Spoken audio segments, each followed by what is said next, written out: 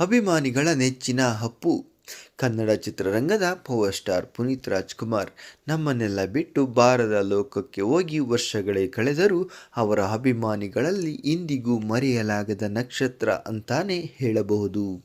ನಿಮಗೆಲ್ಲ ಗೊತ್ತಿರುವಂತೆ ಅಪ್ಪುಗೆ ಇಬ್ಬರು ಹೆಣ್ಣು ಮಕ್ಕಳು, ಅದರಲ್ಲೂ ಹಿರಿಯ ಮಗಳಾದ ಧೃತಿ ವಿದೇಶದಲ್ಲಿದ್ದಾರೆ. ಇದೀಗ ಇದ್ದಕ್ಕಿದ್ದಂತೆ ಅಶ್ವಿನಿ ಪುನೀತ್ ಅವರು ಧೃತಿ ಬಗ್ಗೆ ದೊಡ್ಡ ಗುಡ್ ನ್ಯೂಸ್ ಒಂದನ್ನು ಹಂಚಿಕೊಂಡಿದ್ದಾರೆ. ಹಾಗಾದರೆ ಏನಿದು ಗುಡ್ ನ್ಯೂಸ್ ನೋಡೋಣ ಬನ್ನಿ.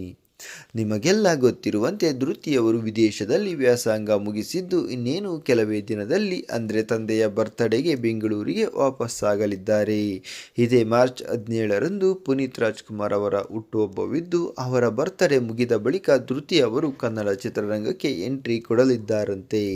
ಹೌದು, ತಾಯಿ ನೋಡಿಕೊಳ್ಳುತ್ತಿದ್ದ PRK ಪ್ರೊಡಕ್ಷನ್ ಅನ್ನು ಧೃತಿ ನೋಡಿಕೊಳ್ಳಲಿದ್ದಾರೆ ಎನ್ನುವ ಸುದ್ದಿ ಹರಿದಾಡುತ್ತಿದೆ.